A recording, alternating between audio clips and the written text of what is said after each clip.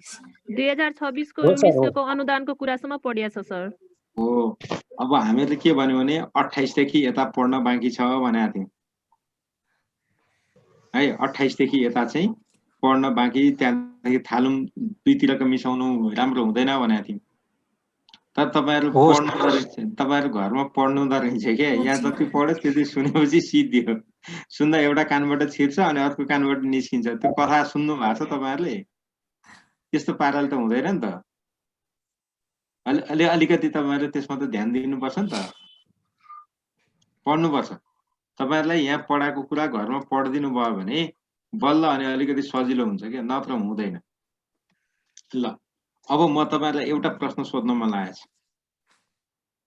18 साल भन्दा अगाडि 2004 साल भन्दा पछाडि शिक्षा प्रशासनको दृष्टिले कतिवटा जिल्लामा शैक्षिक प्रशासनको हिसाबले विभाजन गरिएको थियो? अथवा कतिवटा जिल्ला? हजुर 28 वटा गर्नु भएको रहेछ। ल त्यो चाहिँ खुसी लाग्यो। त्यो यस्ता कुराहरू थाहा पाउनुपर्छ है। अनि विशेष शिक्षा कार्यक्रम कहिलेदेखि लागू भएको रहेछ? 21 बाट 2000 हो। अनि योजनाबद्ध रूपमा चाहिँ विशेष शिक्षाको थालनी कहिलेदेखि भयो? 28 बाट सर राष्ट्रिय सँगै। योजनाबद्ध रूपमा 28 कि 26? मैले त 28 26 हो। हिजो 26 हिजो 26 पढेको हो। नबिर्सिनुस् न। ए हो। ल अब तपाईहरुलाई जाँचमा सोध्ने चाहिँ कि सुन्नुस् है। यो भन्दा अगाडिको हामीले नपढाइदिएको भए पनि हुन्थ्यो तपाईहरुलाई। 28 साल भन्दा अगाडिको शिक्षाका यी अहिले जति इतिहास पढ्दै छौं नि, तपाईहरुलाई नपढाएको भए पनि हुन्थ्यो। तर लोकसेवा आयोगले जाँचमा त सोध्छ, तपाईहरुले देखिहाल्नु हो। अहिलेसम्म धेरै पटक सोधेको छ। नियमले यो चाहिँ तपाईहरुलाई बोनस कक्षा चलाइदियो। यो तपाईहरुको कोर्स अनुसार कोर्स हेरेर पढाउने हो भने अहिले जति पढ्यौं नि शिक्षाको इतिहास त्यति पढ्नु पर्थेन। 28 सालदेखि पछाडि मात्रै पढ्ने हो। तपाईहरुको कोर्समा आधुनिक इतिहास भनेको छ। शिक्षामा आधुनिक इतिहास चाहिँ 2028 देखिलाई मानिन्छ। भन्न चाहिँ कसैले 7 पनि भन्छ। ठ्याक्कै संविधान जस्तो लेखिएको त होइन, तर मान्ने धेरैवटा आधार चाहिँ 28 सँग छ। त्यही भएर 28 देखिकोलाई आधुनिक इतिहास शिक्षाको भनेर भनिन्छ। यो कुरो ख्याल गर्नुस्। तपाईहरुले अहिले जति पढ्नुभयो बोनस पढ्नुभयो त जाँचमा सोध्छ। होइन, कोर्समा नेपालको शैक्षिक विकास पनि भनेको छ नि सर। शिक्षाको परिचय र नेपालको शैक्षिक विकास।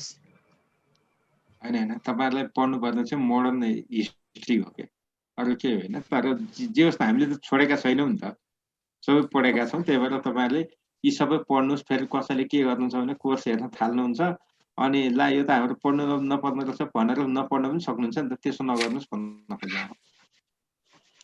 अब 28 सालमा राष्ट्रिय शिक्षा पद्धतिको योजना आयो। यो कुरो हामी सबैलाई थाहा छ। र राष्ट्रिय शिक्षा पद्धतिको योजना एकैपटक सबै जिल्लामा लागू भएको होइन। कारण के हो भने त्यति बेला प्रशासनिक संरचनाहरू थिएन। जिल्ला जिल्लामा प्रशासनिक संरचना पनि थिएन। कसरी काम गर्ने भन्ने कुरो सिस्टमेटिक प्रावधानहरू केही पनि थिएन।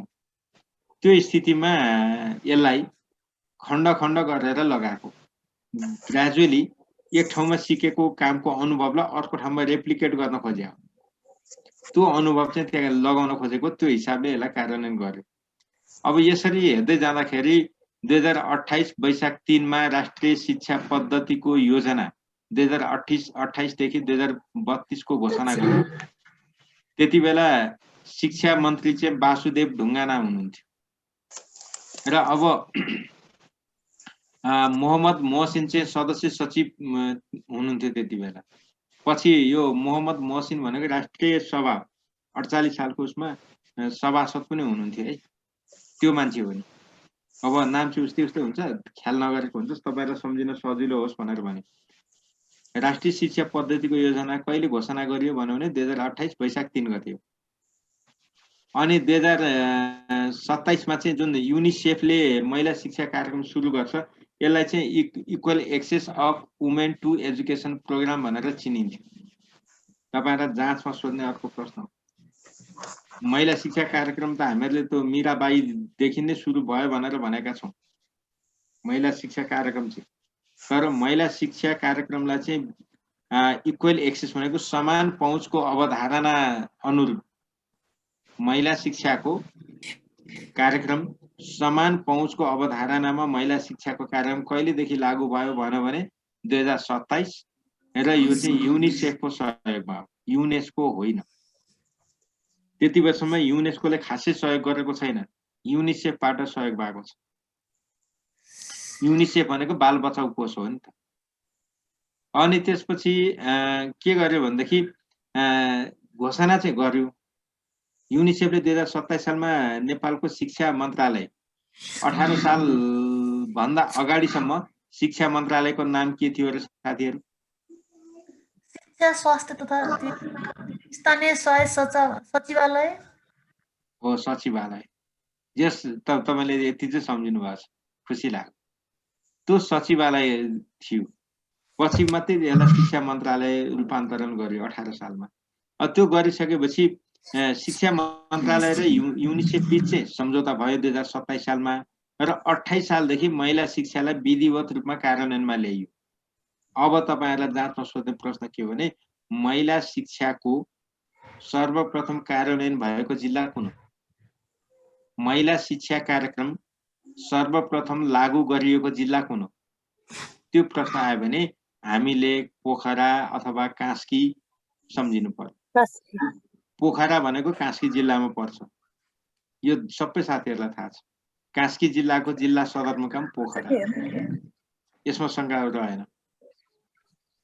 अनि यहाँनेरि जब यो भयो, अब 28-1-3 मा राष्ट्रिय शिक्षा पद्धतिको योजना लागू भइसकेपछि यसलाई के गर्यो भने 2028 कार्तिक 15 देखि है भदौमा शिक्षा ऐन जारी भएको छ। तर त्यो कार्तिक 15 मा गएपछि नयाँ शिक्षा योजना चाहिँ कार्यान्वयन गर्यो र सर्वप्रथम कार्यान्वयन भएको जिल्ला चाहिँ चितवन र कास्की। यो सबैलाई कन्ठ छ, धेरैचोटि जाँचमा पनि सोधेको छ, यो धेरैचोटि सोधेको पनि छ है। अब यस्तो स्थितिमा 28/5/5 मा पाठ्यक्रम विकास केन्द्रको स्थापना भयो। तपाईहरुलाई सोध्छ नि, यो इतिहासको कुरा यताबाट पढ्यौं, तर यो कुरा चाहिँ तपाईहरुलाई संगठनको स्थापना भनेर पनि सोध्छ। पाठ्यक्रम विकास केन्द्रको स्थापना कहिले भयो, अनि ERO को स्थापना कहिले भयो, राष्ट्रिय परीक्षा बोर्डको स्थापना कहिले भयो जस्ता प्रश्न आउने छ। त्यतापट्टिबाट हामीहरुले यसलाई पढ्ने भएकोले यहाँ केही पनि भनेन। अब तपाईलाई जाँचमा सोध्ने प्रश्न चाहिँ के हो भनेदेखि नेपालमा कहिलेदेखि एउटै पाठ्यक्रम सबै विद्यालयमा लागू गर्ने प्रावधान राखियो? कहिलेदेखि? 2028। यो कुरो सम्झिनुस्। त्यो भन्दा अगाडि नै पाठ्यक्रम त छ नि, फेरि पाठ्यक्रम नभएको होइन नि। हिजो पनि हामीहरुले पढेका छौं, तर एउटै पाठ्यक्रम सबैतिर कार्यान्वयन गर्ने मोडल चाहिँ यहाँदेखि सुरु भयो।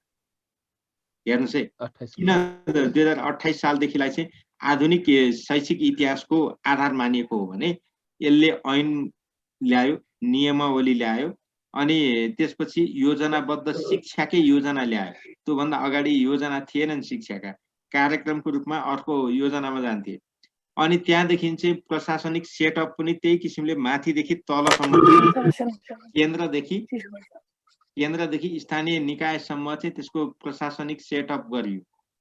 यी धेरैवटा कुराहरू छ त्यसको लागि आधार। अब सर भन्नुस् न। चितवन र कास्की त एउटा लागू भएको त्यही नयाँ योजना हो सर।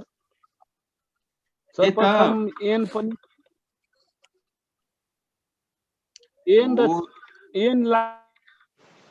लागू भएको चितवन र कास्कीमा हो सर। त्यही 7 महिना 15 गते 28 हो। त्यसैले नयाँ योजना भन्छु सर। तपाईले भन्नुभएको आंशिक सत्य हो। तपाईहरु एउटा कुरा के बुझ्नुस् भने उहाँले भनेकोबाट मैले के बुझे भने धेरै साथीहरुमा कन्फ्युजन छ। राष्ट्रिय शिक्षा पद्धतिको योजना नयाँ योजना त्यही भनेको। सुन्नुस् न, नयाँ योजना भनेको राष्ट्रिय शिक्षा पद्धतिको होइन, योजनालाई नयाँ योजना भनिन्छ।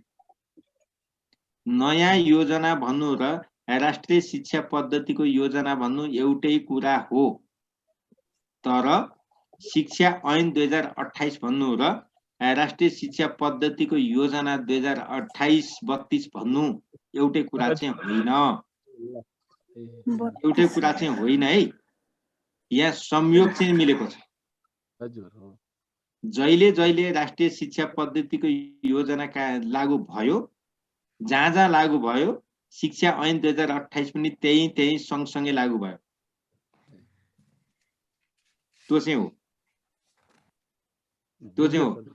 जस्तो शिक्षा ऐन सर्वप्रथम कुन जिल्लामा लागू भयो भने त्यही चितवन र कास्की नै हो। एउटै मिति हो।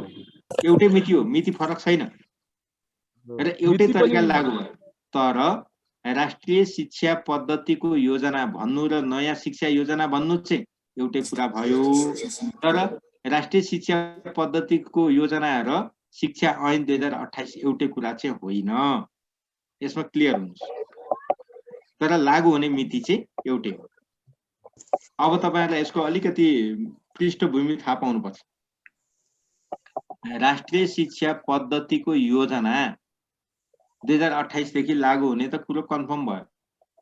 शिक्षा ऐन 2019 मै आएको छ नि त। नेपालमा पहिलो शिक्षा ऐन 2019 मै आएको छ। यद्यपि शिक्षा सम्बन्धी कानुन चाहिँ 1996 को इस्तिहारलाई नै मानिएको छ। नेपालमा शिक्षा सम्बन्धी पहिलो कानुन कुन हो भने नेपालको शिक्षा इस्तिहारलाई लिनु पर्यो 1996 को। त्यसपछि सर्वप्रथम शिक्षा ऐन कहिले जारी भयो भने 2019। त्यसमा पनि शंका भएन। तर त्यो 2019 को ऐनले यो राष्ट्रिय शिक्षा पद्धतिको योजनालाई कार्यान्वयन गर्न सघाउँदैन थियो। धेरै कुराहरू त्यहाँ परिमार्जन गर्नुपर्ने आवश्यकता थियो। त्यसलाई परिमार्जन गर्नु भन्दा नयाँ ऐन जारी गर्न सहज भयो त्यति बेला। त्यही भएर त्यो ऐन 2019 लाई खारेज गरियो र 28 लाई ल्याइयो र आज उपरान्त शिक्षा ऐन 2028 कार्यान्वयनमा छ। आजसम्म आउँदा शिक्षा ऐनमा कति पटक संशोधन भयो साथी? 9 पटक सर। 9 पटक सर। 9 पटक। 9 पटक। अब तपाईहरुलाई जाँचमा सोध्ला। शिक्षा ऐनको कुन संशोधनले शिक्षामा दूरगामी प्रभाव पारेको देख्नुहुन्छ? 9 संशोधन। 8औं संशोधन। 8औं केमा प्रभाव भन्नु भरे सर? 8औं संशोधन। दूरगामी प्रभाव पार्ने निर्णय कुनले गरेको? 9 हो सर यो जस्तो लाग्छ। शिक्षाको सुन्नु, शिक्षाको संरचना कुन संशोधनले गरेको? 8औंले संरचना। 8औं सर 8औं। अनि शिक्षकहरुको अनिवार्य लाइसेन्सको व्यवस्था कुन संशोधनले गर्यो? 7औं। हो, यी कुराहरु तपाईहरुले थाहा पाउनु पर्यो। 7औं, 8औं, 9औं यो तीनटा संशोधनलाई विशेष फोकस गर्ने नम्बर 1। 9औंले त दूरगामी भन्यो नि। नम्बर 2 दूरगामी प्रभाव पार्ने संशोधन चाहिँ 8औं हो। 8औं संशोधनले सामुदायिक विद्यालय र संस्थागत विद्यालय छुट्याउने काम कसले गर्यो भन्नुस् त? 7औं कि 8औं? सामुदायिक र संस्थागत 8औं। 7औं 7औं। 7औं हो त। 8औंले के गर्यो? विद्यालयलाई आधारभूत तह र माध्यमिक तह गरा। त्यही भएर यहाँनिर तपाईहरुले अलिकति हेर्नुपर्छ क्या, जोडेर हेर्नुपर्छ अनि कन्फ्युजन हुँदैन। जोड्नु भएन भने कन्फ्युजन हुन्छ है। सर उ त 58ले पनि त विद्यालयलाई सामुदायिक र संस्थागतमा पनि त भनेको थियो र 58 को प्रतिवेदनले। प्रतिवेदन भनेको कानुन हो त म्याडम। हैन त्यो त हुन त त्यही हो नि। प्रतिवेदन त तपाईले पनि त दिनुहुन्छ नि त निवेदन। मेरो तलब 2000 रुपैयाँ बढाइ पाऊँ भनेर निवेदन दिनुहुन्छ। बढ्छ? बढ्दैन नि त। प्रतिवेदन भन्नु र कानुन भन्नु फरक कुरा हुन्छ है म्याडम। त्यो चाहिँ ख्याल गरिराख्नुपर्छ। कहिलेकाहीँ जाँचमा हामीले एकातिर सोचिराखेका हुन्छौँ। पहिले सिकेको कुराले दोस्रो सिकाइलाई, पछिल्लो सिकाइलाई प्रभाव पार्छ नै। तर कहिलेकाहीँ के हुन्छ भने हामीले मस्तिष्कलाई प्रयोग गरेनौँ भने अगाडिको सिकाइले पछिल्लो सिकाइलाई डोमिनेट गर्छ। डोमिनेट गर्यो भने चाहिँ हामीलाई रिजल्टमा लडाउँछ। त्यो कुरा चाहिँ ख्याल गर्नुपर्छ। अब यहाँनिर अर्को है 2028 को राष्ट्रिय शिक्षा पद्धतिको योजनाले माध्यमिक विद्यालयको अन्तिम परीक्षा भनेको एसएलसी परीक्षाको सम्पूर्ण जिम्मा कसलाई दियो? परीक्षा नियन्त्रण कार्यालय पनिकालाई हो, परीक्षा नियन्त्रण कार्यालयले। त्योभन्दा अगाडिसम्म दिएको थिएन है, त्योभन्दा अगाडिसम्म थिएन। अब विशेष शिक्षा कार्यक्रमको थालनी 2028 मै भएको रहेछ। त्यो कुरो याद गर्नु पर्यो। तपाईलाई जाँचमा धेरैचोटि सोधेको छ है। यो 22 मा हैन सर हुन चाहिँ? त्यो सुरुमा चाहिँ 21 सालदेखि नै के अरे विशेष शिक्षा कार्यक्रम लागू त भयो कि, तर योजनाबद्ध रूपमा चाहिँ 28 सालदेखि लागू भएको छ। जस्तो तपाईहरुलाई प्रौढ शिक्षा चाहिँ कहिलेदेखि सुरु भयो नेपालमा भन्यो भने 2004, तर योजनाबद्ध प्रौढ शिक्षा कहिलेदेखि लागू भयो भने हामीले कति साल भन्छौँ? 2013 साल। र विशेष शिक्षालाई कहिले भन्दा रहेछौँ? 2028 है। यो कुरा थाहा हुनु पर्यो। अब तत्कालीन क्षेत्रीय शिक्षा निर्देशनालयहरूको स्थापना चाहिँ त्यसैले गरेको, यसमा त के भन्नुपर्ने कुरै आएन। अब यहाँनिर के कुराहरू छ? यही कुरो यो राष्ट्रिय शिक्षा पद्धतिको योजना र शिक्षा ऐन सँगै लागू भएको छ। त्यो हिसाबले हेर्दा सबभन्दा पहिला कति जिल्लामा लागू भयो? 2, त्यसपछि 13, 16 अनि 20, 24 अनि 20 अनि 24 जिल्लाका अनुरूप छ क्या। यहाँ हेर्नुहोस् है, पहिलो वर्ष 2टा जिल्लामा मात्रै लागू भयो, त्यसपछि 16 जिल्ला के 13 जिल्ला, अनि त्यसपछि 16, 4, 20, 4, 24। यो 3टामा 4-4 अङ्कले बढाउँदै लगेको छ। 4-4 वटा जिल्ला बढाउँदै लगेको छ। 16 बाट 4 जिल्ला बढाइयो, 20 बनाइयो, 20 बाट फेरि 4 जिल्ला बनाएर 24 बनाइयो। यो हिसाबले 70 जिल्लामा लागू भएको छ। अब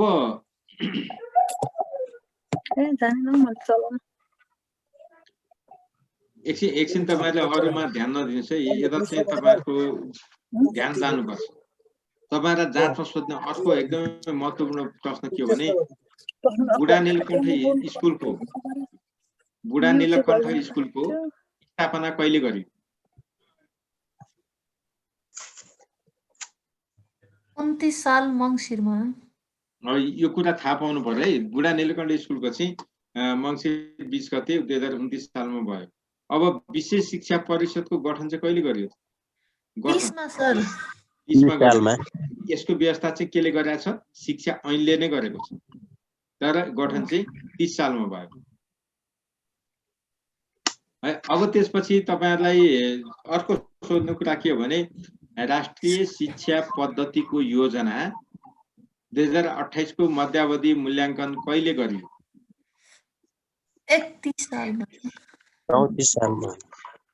मध्यावधि मूल्याङ्कन कहिले भयो? 33 मा हैन सर? 32-33 मा। आर्थिक वर्ष 32-33 मा यसको मूल्याङ्कन भयो।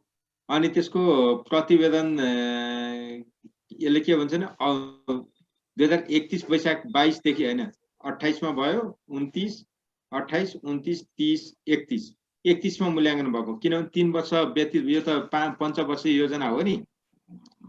पञ्चवर्षीय योजना भएकोले 2031 सालमा यसको मध्यावधि मूल्याङ्कन भयो र वैशाख 22 देखि 31 को मङ्सिर मसान्तसम्म गरेर प्रतिवेदन पेश भयो। पटक पटक प्रतिवेदनहरू भएको छ है।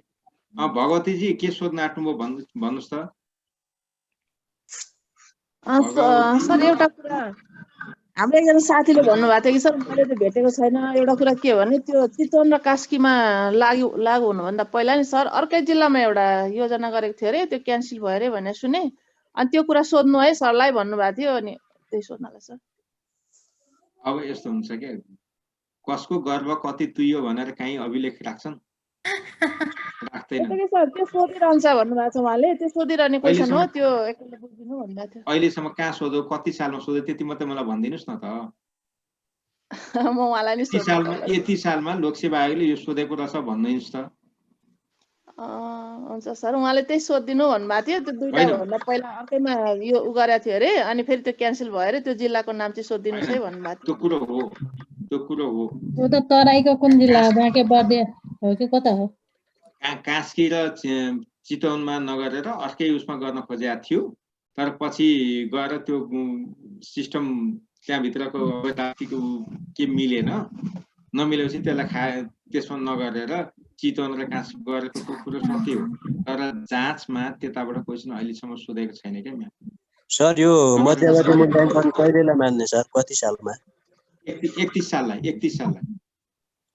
2031 साललाई मध्यावधि मूल्याङ्कन, अनि त्यसपछि 34मा गएर यसको चाहिँ पूर्णावधि मूल्याङ्कन भयो।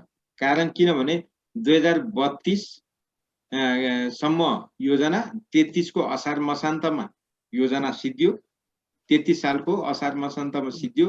योजना कार्यान्वयन सबै नभइसकिकन मूल्याङ्कन गर्न पाइँदैन र पूर्णावधि मूल्याङ्कन भनेको शिक्षाको सिस्टम भन्दा बाहिरको सिस्टमले गर्नु पर्यो।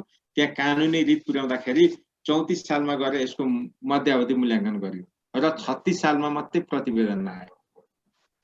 जसरी एसएसआरपी को अन्तिम मूल्याङ्कन सन् 2015 मा थालियो, अनि त्यसको मूल्याङ्कन प्रतिवेदन आउन चाहिँ 17 सम्म लाग्यो। त्यही भएर 15 देखि 17 2 वर्षको बीचमा योजना थिएन। त्यही एसएसआरपी लाई नै 2 वर्षसम्म त्यहाँका भएका कार्यक्रम कार्यान्वयन गराएर त्यसलाई 9 वर्षको बनाइयो। सुरुमा त 7 वर्ष योजना हो। जब त्यसको मध्यावधि मूल्याङ्कन अन्तिम मूल्याङ्कन प्रतिवेदन आयो, त्यसको आधारमा एसएसडीपी अनि बल्ल तयार भएको विद्यालय क्षेत्र विकास योजना त्यसपछि बनेको। यहाँ पनि ठ्याक्कै त्यही नियम लागू गरेको छ। 33 असार मसान्तमा यो योजना समाप्त भयो। त्यसपछि मूल्याङ्कनको कार्य सुरु भयो। मूल्याङ्कनको कार्य सुरु हुँदाखेरि 34 साल टेको र 36 सालमा बल्ल प्रतिवेदन आयो।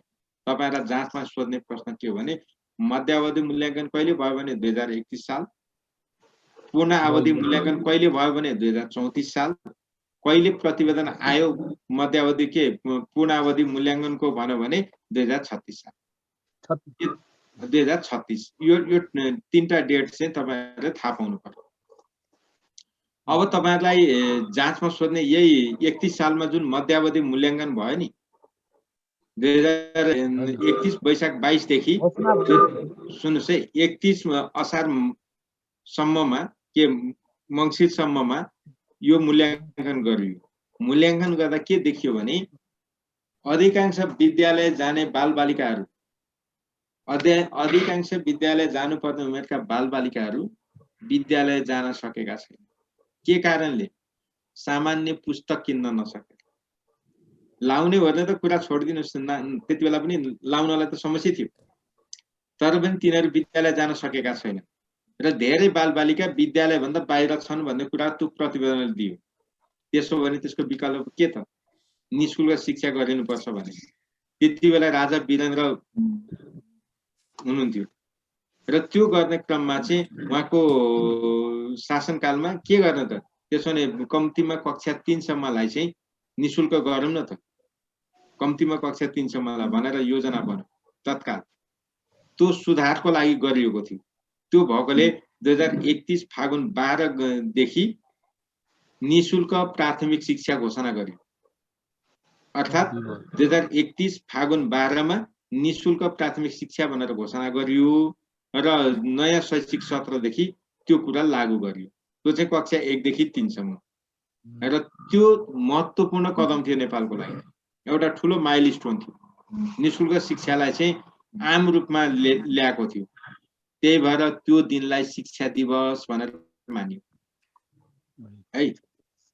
फागुन 12 गतेलाई शिक्षा दिवस मानियो।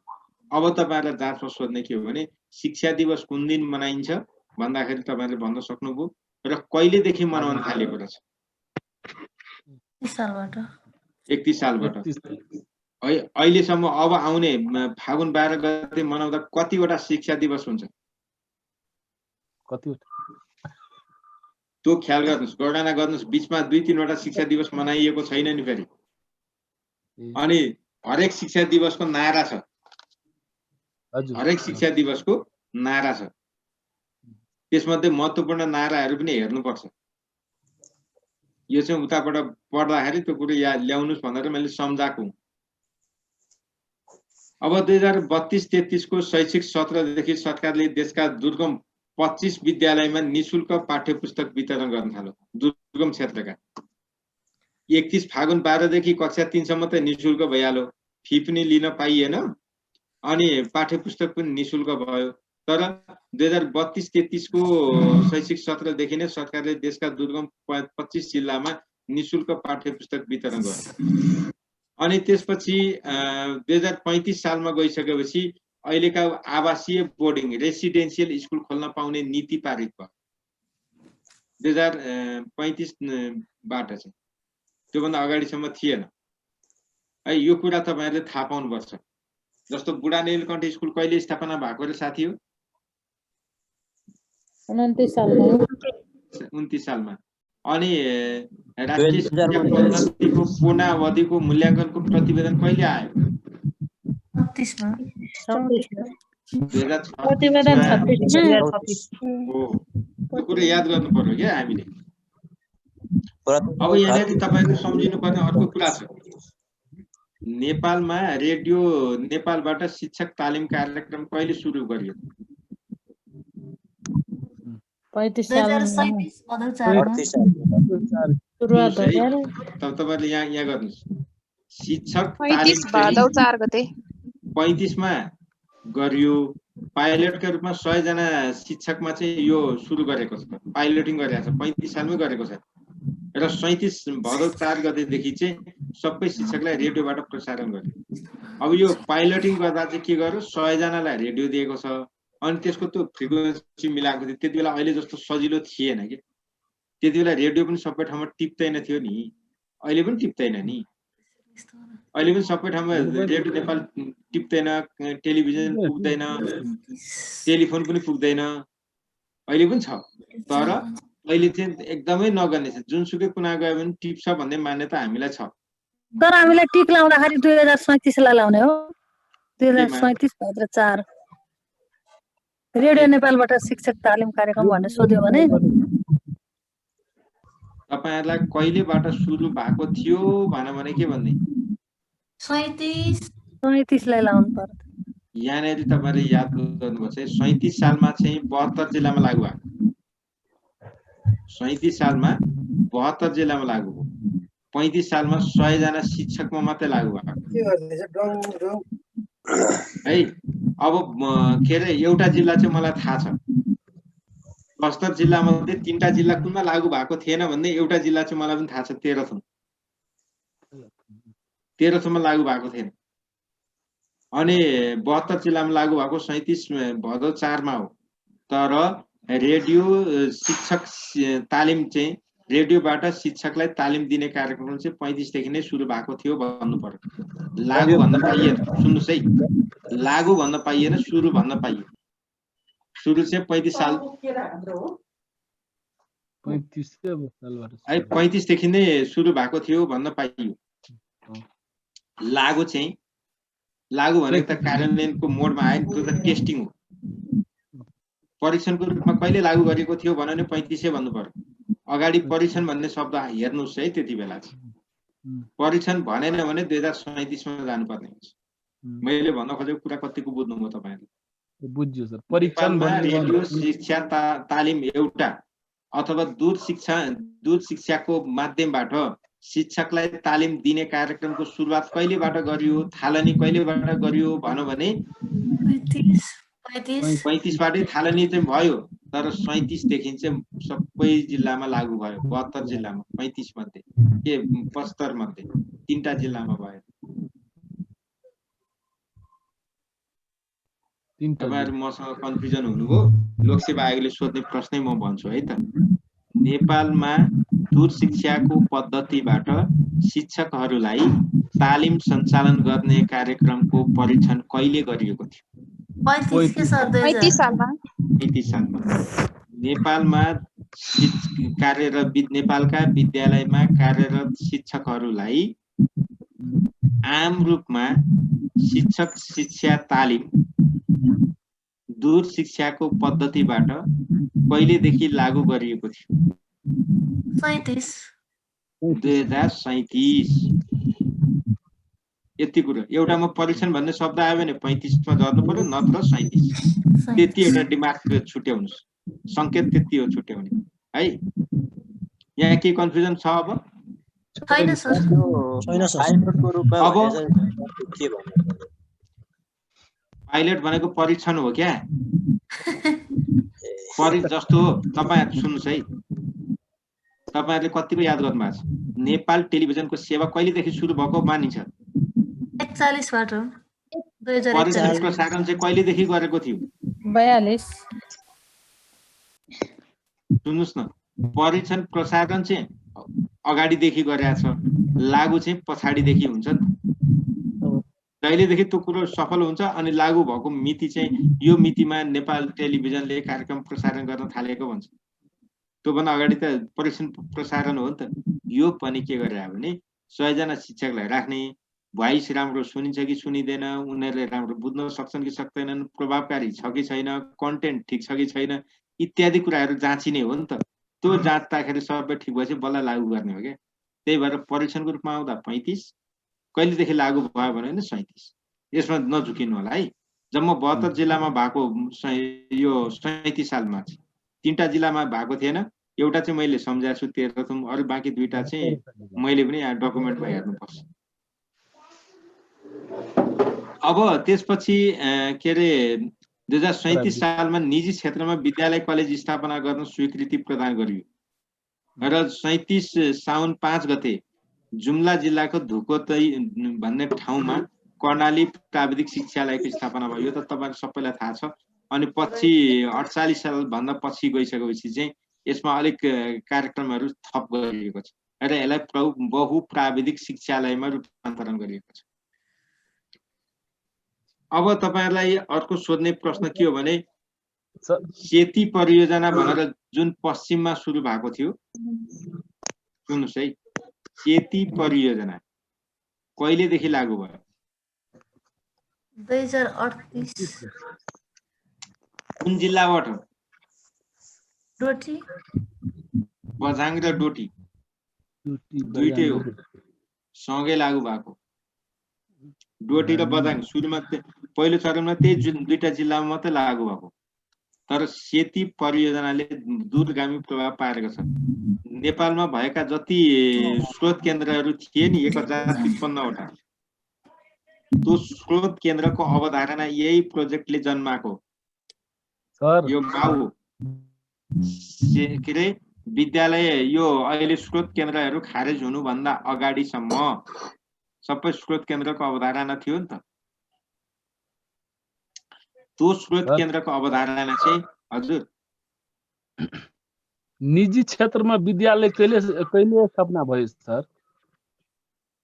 निजी विद्यालय 37 साल त्यही त 2037 को नीतिले बल्ल स्थापना गर्न खोज्या हो।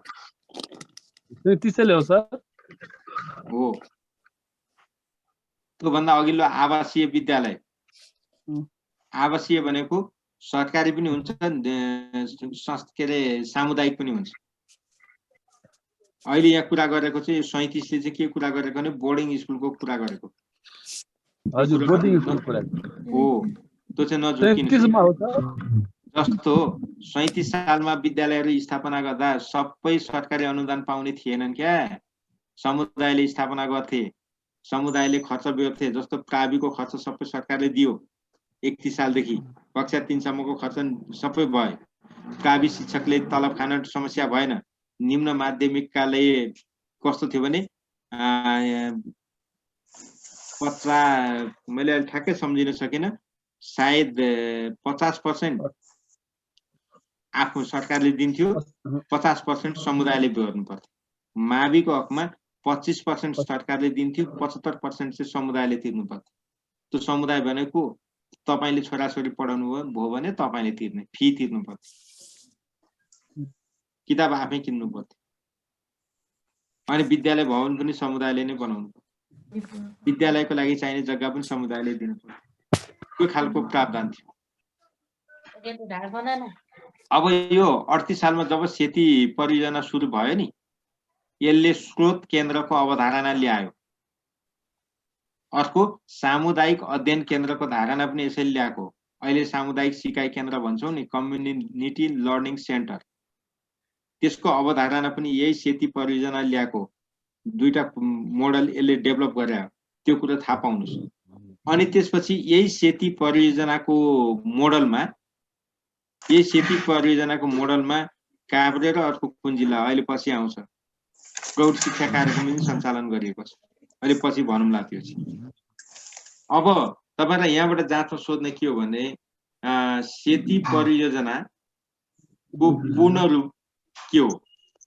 सेती प्रोजेक्टको पूर्ण रूप के हो भन्दा एजुकेसन फर रुरल डेभलपमेन्ट, ग्रामीण विकासको लागि शिक्षा। सुन्नुस् है, ग्रामीण विकासको लागि शिक्षा भन्नु नै सेती परियोजना हो। ग्रामीण विकासको लागि शिक्षा, यति हो कुरो।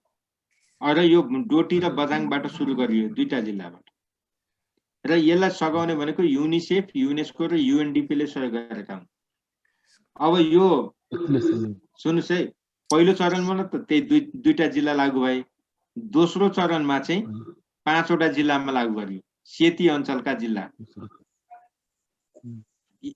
सेती महाकाली भन्छौँ नि, सेती अञ्चलका जिल्लामा लागू गरियो। त्यही भएर जिल्ला हामीले भनिरहनु परेन। अब यसको केही विशेषताहरू भनेर यहाँ मैले टिपोट गरेको छु, तपाईहरुले हेर्नु। युनिसेफ, युनेस्को, युएनडीपी, अब अरू कुनै पनि होला नि शिक्षामा पहिलो सहयोग गर्ने राष्ट्र अथवा यो निकाय कुन हो? युनिसेफ। युनेस्को त धेरै पछि आएको। युनिसेफ चाहिँ कहिलेतिर आयो सर? नेपालले सदस्यता लिएकै 1953 मा हो नि त। हिजो पढेको होइन त। भने के हो सर? तपाईहरु बिर्सिनुहुन्छ नि। ल यता हेर्नुस् है। अब सेती सदस्यता लिनु भन्दा अगाडि पनि सहयोग गर्न पाउँथ्यो होला नि त, पाउँदैन थियो र सर? पाउँथ्यो नि। तपाईलाई पनि त सहयोग गर्ने मन त छ नि, तर धन छैन नि त। मन मात्रै भएर हुन्छ, धन पनि चाहिएन। अगाडि देख्ने थियो कि भनेर हो। धन बिनाको मन, मन बिनाको धन के भन्ने एउटा गीत छ नि, त्यस्तै होला नि।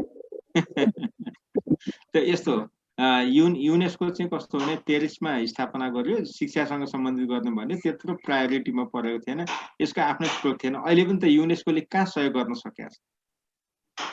अहिले पनि शिक्षा क्षेत्रमा त्यत्रो ठुलो योगदान गर्नु पर्दैन, खोइ कहाँ गर्न सकेको छ? मात्र यो सिमसार क्षेत्र, यो विश्व सूचीमा सूचीकृत सम्पदा, यसले भन्ने यति मात्रै हो। के चाहिँ दिएको छ? कहाँ सपोर्ट गर्न सक्छ? अहिले पनि यो नेपाल जस्तै गरिब छ। आजको दिनमा पनि नेपाल जस्तै गरिब छ, त्यो त छैन। युनिसेफले हेर्नु त कत्रो कार्यक्रम चलाउँछ। युएनडीपी त अब युएनकै भइहाल्यो।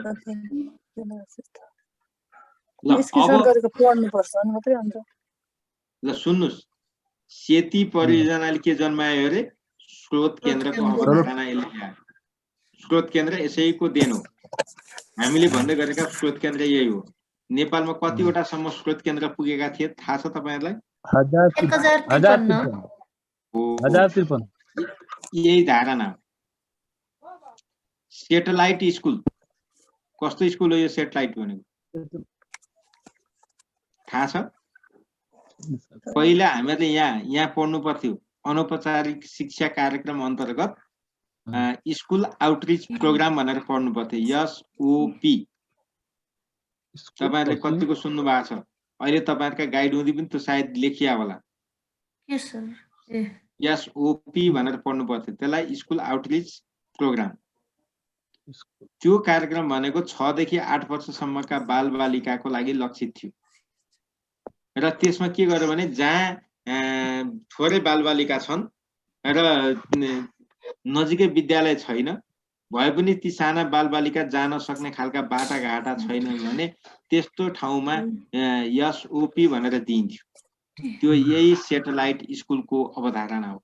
त्यो भनेको के हो भने नजिकै पर्ने कुनै पनि विद्यालय, त्यसको लागि मातृ विद्यालय हुन्थ्यो, सबै पठन पाठन त्यहाँबाट हुन्थ्यो, शिक्षक त्यही थिए।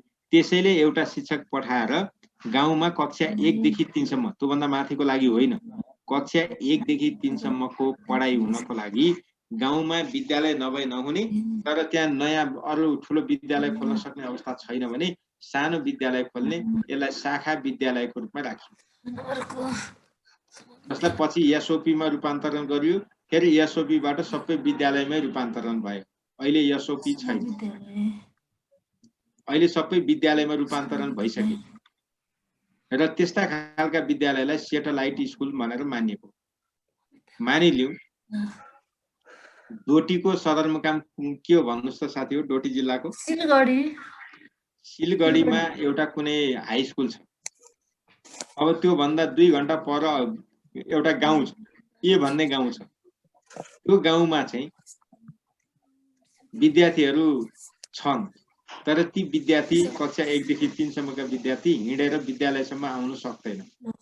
विद्यालय नै ती पुग्नु पर्यो भन्दा त्यो सिलगढीमा भएको ए भन्ने स्कुलले आफ्नो कक्षा 1 देखि 3 सम्मको कक्षा चाहिँ त्यहाँ पनि पढाउँछ है भनेर शाखा विस्तारको रूपमा त्यहाँ अर्को विद्यालय खोलिन्छ र शिक्षक पनि त्यही सिलगढी स्कुलले दिन्छ। त्यसैले रेखदेख गर्छ, बजेट जति सिलगढी स्कुललाई जान्छ भने त्यसको शाखा भयो नि त। त्यो त्यस्तो विद्यालयहरूलाई सेटेलाइट स्कुल भनिन्थ्यो। यसको उदाहरण भनेको स्कुल आउटरिच प्रोग्रामबाट चलेका जति थिए एसओपी कक्षाहरू ती सबै हुन् है। अब त्यसपछि सेती परियोजनाले प्रौढ शिक्षामा विशेष काम गरेको छ। यसमा एउटा मोडलले गरिरहेको छ। यसले के गर्यो भने प्रौढ शिक्षा कार्यक्रम सहभागीको रुचि अनुसार दिने, अनि नयाँ गोरेटो भन्ने यस्तो प्रौढ शिक्षा पढ्नेहरूको लागि पुस्तक नयाँ गोरेटो पहिलो पाइला, ध्यान दिनुहोस् है, नयाँ गोरेटो पहिलो पाइला भन्ने पुस्तक पनि यहीँबाट डेभलप गरेको र यो प्रौढ शिक्षा कार्यक्रम भनेको चाहिँ यति बेलासम्म अगाडिसम्म पेडागोजी एप्रोचबाट जान्थ्यो, यहाँबाट एन्ड्रागोजीमा चेन्ज भएको। पेडागोजी होइन, एन्ड्रागोजी। र यति बेलालाई 5 औँले सिद्धान्त भनिन्थ्यो। यति बेला 5 औँले सिद्धान्तको अवधारणा यो प्रौढ शिक्षा सेती प्रोजेक्टमा लागू हुँदादेखि सुरु भयो। 5 औँले धारणा है। अब चेली बेटी कक्षा भनेर अर्को राखियो। सर यो 5 औँले भनेको धारा के हो त? अब मैले सबै त्यो प्रोजेक्टले पढाएको होइन नि त तपाईलाई, त्यो जाँचमा सोध्दैन नि। Okay sir, okay. 5 यहाँ पढ्न आउने प्रौढ भनेको कति वर्ष उमेर नागेका आउँथे? 15 देखि 45 वर्षका आउँथे। 45 वर्ष। अब यहाँ भनेको अरू विद्यालयमा पढ्न आउने साना नानी बाबु जस्ता होइनन्, बुढी औँला जस्तै उमेरमा ज्येष्ठ भएको, चोर औँला जस्तै कुनै कुरा प्रष्टसँग देखाएर भन्न सक्छन्। यस्तो यस्तो त्यसको परिभाषा छ, मैले यहाँ सबै भनिरहनु परेन। त्यसको तपाईहरुले कहीँ भेट्नुहुन्छ त्यो अहिले तपाईहरु सान्दर्भिक छैन कि त्यति बेला थियो। अनि त्यसपछि अर्को थियो चेली बेटी कक्षा, त्यसपछि समूह विद्यालय अन्तर्गत अध्ययन केन्द्र स्थापना, जुन सामुदायिक अध्ययन केन्द्र। मैले अघि पनि भने यो स्रोत केन्द्रको अवधारणा र सामुदायिक सिकाइ केन्द्रको अवधारणा यही सेती प्रोजेक्टको उपज हो। अनि समूह विद्यालयहरुमा चाहिँ यहाँ सामग्री वितरण गर्ने, विकास गर्ने, जस्तो क्लस्टरमा समूह विकास स्रोत केन्द्र स्तरमा सामग्री विकास गर्ने, अनि त्यो स्रोत केन्द्रका भित्र पर्ने विद्यालयहरुमा वितरण गर्ने, त्यो खालको अवधारणा हो। र यसले के गर्यो भनेदेखि रिफरेन्स मटेरियल पनि डेभलप गर्ने। एउटा मात्रै पाठ्य पुस्तक होइन, त्यो पाठ्य पुस्तकका पाठलाई पढाउन सहयोग गर्ने खालका अरु सहायक सामग्री पनि विकास गर्ने, वितरण गर्ने काम सेती प्रोजेक्टले गरेको। अब तपाईहरुलाई मैले अघि भनेकै सेती प्रोजेक्टकै मोडलमा भनेको 5 औँले सिद्धान्त र एन्ड्रागोजी। ध्यान दिनुस् है, तपाईहरुलाई कहिलेकाहीँ सोध्ने प्रश्न चाहिँ के हुन सक्छ भने बाल बालिकालाई शिक्षण गर्दाखेरि अपनाइने शिक्षण के रे टिचिङ एप्रोच पेडागोजी हो भने युवा तथा प्रौढहरूलाई पढाउने शैक्षणिक विधि अथवा शिक्षण सिकाइको विधि कुन हो? एन्ड्रागोजी भनिन्छ। एन्ड्रागोजीको नेपाली मलाई आउँदैन है साथी। एन्ड्रागोजी भनेको ANDRAGOGY एन्ड्रागोजी। यो पढाउँदाखेरि विद्यार्थीलाई त्यो विधिबाट पढाउँदाखेरि पेडागोजीमा पढाउँदा विद्यार्थीलाई गाली पनि गर्न पाइयो, फकाउन पनि पाइयो, सबै चिज गर्न पाइयो। तर एन्ड्रागोजीबाट जाँदाखेरि तपाईभन्दा त्यहाँ पढ्न आउने मान्छे शिक्षाको दृष्टिले पछि परे पनि जीवन भोगाइको दृष्टिले तिनीहरू अग्रणी छन्, त्यसलाई रेस्पेक्ट गर्नुस्। उमेरमा तपाईभन्दा सिनियर छन्, त्यसलाई रेस्पेक्ट गर्नुस्। तिनीहरू तपाईसँग जति अनुभव छ त्यो भन्दा बढी अनुभवी छन्, त्यसलाई रेस्पेक्ट गर्नुस्। चाहे स्वास्थ्यमा होस्, चाहे घर व्यवहारमा होस्, जुनसुकै क्षेत्रमा तिनीहरू जीवनको आफ्नो दैनिकी जीवन चलाउनको लागि आएका हुन्छन्। त्यही भएर केटाकेटीलाई जस्तो यो क भनेर पढाउनुको कुनै अर्थ छैन। उनीहरूलाई क को भनेको यस्तो हुन्छ भनेर देखाएर गर्नुस्, उनीहरूले सम्झिन सक्छन्। त्यही अनुसारको चित्रकै रूपमा भए पनि कोर्न सक्छन् भन्ने खालको प्रिन्सिपल हो। उदाहरणको लागि तपाईले नेपाली वर्ण क भनेर लेख्नु भयो, व्हाइट बोर्डमा क भनेर लेख्नु भयो। तपाईको हाम्रो जसले पढ्न लेख्न जान्दछन् ती सबैको लागि के हो? क नै हो। तर बालबालिकालाई त्यही चित्र देखाउनुस्, त्यही क को चित्र देखाउनुस्, अनि प्रौढहरूलाई पनि त्यही क को चित्र देखाउनुस्, लु त्यस्तै गर भन्यो भने ती बालबालिकाले क लेख्न सक्छन् कि प्रौढहरूले लेख्न सक्छन्? बालबालिकाले सक्छन्। बालबालिकाले सक्छन् सर, प्रौढले सक्छन्। कारण के हो? तिनीहरूसँग अनुभव छ। तर दुईटैले देख्ने समानता चाहिँ के? त्यो दुईटैले त्यसलाई चित्रको रूपमा देख्छन्। कलाई क आफैमा के हो? चित्र हो, वर्ण होइन। उनीहरूको दृष्टिमा हाम्रो लागि क हो, उनीहरूको लागि चित्र हुन्छ। त्यही भएर एन्ड्रागोजी भयो। यो कुरो ख्याल गर्नु। अब यहाँनिर के गरेको छ भनेदेखि नास्टको स्थापना त पछि 39 साल मङ्सिर 20 गते भएको छ। नेपाल विज्ञान तथा प्रविधि प्रज्ञा प्रतिष्ठान भनेर नास्टको स्थापना यति बेला भएको छ। र अब यसले चाहिँ के गर्ने भन्ने कुरा हामीलाई यहाँनिर 2039 भदौ 1 मा चाहिँ रणधीर सुब्बाको अध्यक्षतामा शाही उच्च शिक्षा आयोग पनि गठन भएको छ है। अब यसले चाहिँ प्रतिवेदन 48 मा साउनमा पेश गर्यो। यही प्रतिवेदनलाई टेकेर 2041 सालदेखि कक्षा 10 को पूर्णाङ्क 900 बाट घटाएर कति गरियो? 700। कसले भन्नु 800 भयो? तपाईले थप्न पाउनुहुन्छ र? तपाईको बुवा आमालाई सोध्नुस् त हो कि हैन? बिर्सियो कि सर 700 40 सालसम्म 2040 सालसम्म एसएलसी को पूर्णाङ्क 900 थियो। 41 सालदेखि एसएलसी को पूर्णाङ्क 700 मा झारियो। तपाईले ख्याल गर्नु होला। 41 सालदेखि एसएलसी को पूर्णाङ्क 700 कायम गर्यो र त्यसलाई के भन्यो?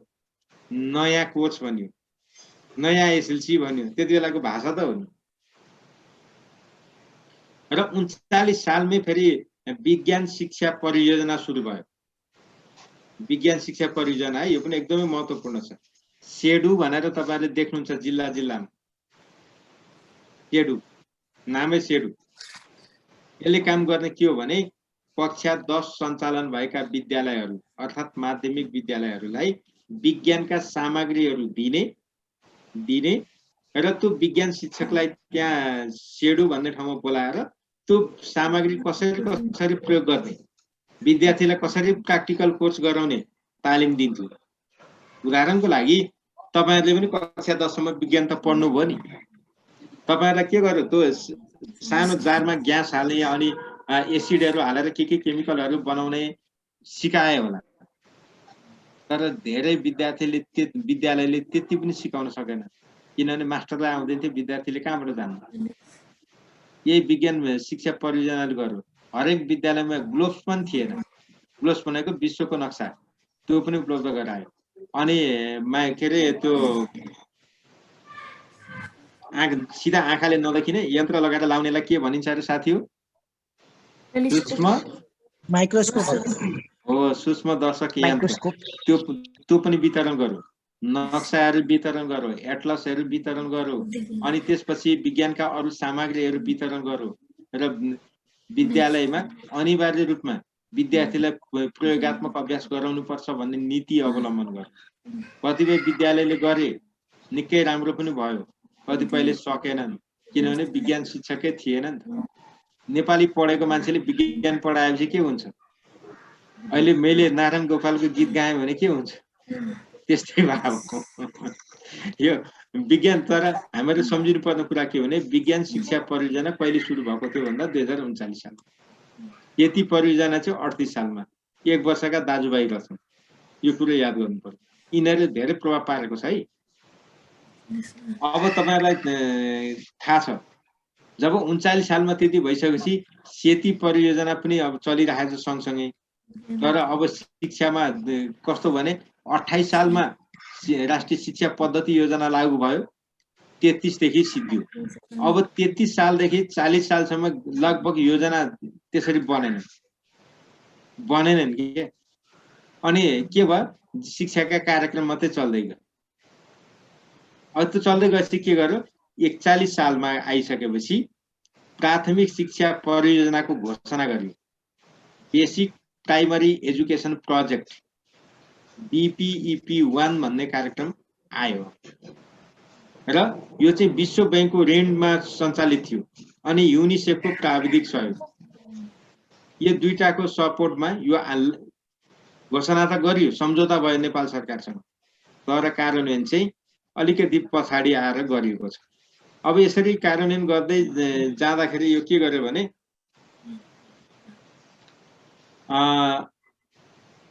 के रे पहिलो यो के रे BPEP फर्स्ट अथवा प्राथमिक शिक्षा परियोजना चाहिँ सबै जिल्लामा लागू गरिएन।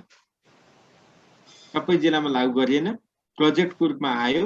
यो कार्यान्वयन सबै जिल्लामा भएन। यसले केही कुराहरू ल्याकिङ गर्यो। भन्नुको मतलब तथ्याङ्क बेस भएको थिएन, डेटा बेस थिएन, अधिकांश विद्यालयहरूमा शिक्षक नै थिएनन्, प्राविमा पनि दरबन्दी पुगेको थिएन, माविको त टुन्ता हालत थियो के। संस्कृत पढेको टिचरले चुडामणि गौतम भन्ने मान्छेले लेखेका गाइड हेरेर अंग्रेजी पढाउँथे। पढाउँदाखेरि के भन्थे? काउ घरमा आयो। काउ चाहिँ अंग्रेजी शब्द भन्नु, अरू घरमा आयो, उसलाई भन्न आए पो भन्नु, जे जानेछ त्यही भन्नु परेन। त्यसरी पढाइ भएका स्कुल धेरै थिए। त्यस्तो स्थितिमा यो थियो। अब यसमा के गर्यो भनेदेखि 4291 मा दुर्गम क्षेत्रका 18 वटा जिल्लामा कक्षा 4 र 5 का पाठ्य पुस्तक, हेर्नुस् है, कक्षा 4 र 5 का पाठ्य पुस्तक 44-45 देखि नै निशुल्क वितरण गर्न थालियो। यहाँ भन्न खोजेको के हो भनेदेखि 18 जिल्लामा चाहिँ 4291 देखि नै दिन थालियो कक्षा 4 र 5 का पाठ्य पुस्तक निशुल्क। अनि आर्थिक वर्ष 44-45 देखि चाहिँ सबैतिर निशुल्क दिने भनियो। सबैतिर निशुल्क दिने भनियो।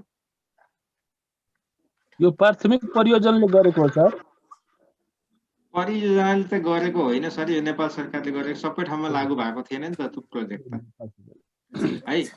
अब यहाँनेरि 42-43 के शैक्षिक सत्रदेखि महिला शिक्षा परियोजना भनेर सुरु भयो। यो चाहिँ 12 जिल्लाका निम्न र माध्यमिक तहमा अध्ययनरत छात्राहरूमध्ये 80% हाजिर भएका विद्यार्थीलाई मासिक रु 30 छात्रवृत्ति दिने कार्यक्रम चलाइयो। यसको सुरुवात चाहिँ 12 जिल्लाबाट भएको महिला शिक्षा परियोजना। तर यो त्यति महत्त्वको छैन। तपाईहरुलाई जाँचमा सोध्ने त्यो के अरे प्राथमिक शिक्षा परियोजना, सेती परियोजना, विज्ञान शिक्षा परियोजना अनि यो अहिले भन्दै गरेको महिला शिक्षा परियोजना कहिलेदेखि सुरु गरियो मात्रै प्रश्न हुन्छ। यति महत्त्वको छैन नि के। यसमा अन्त धेरै ध्यान नदिनुस् है। यसले के गर्यो भन्दैमा नजानुस्। अब त्यसपछि तपाईहरुलाई सोध्ने अर्को महत्त्वपूर्ण प्रश्न के हो भने नेपालमा दोस्रो विश्वविद्यालय कहिले स्थापना गरियो? 43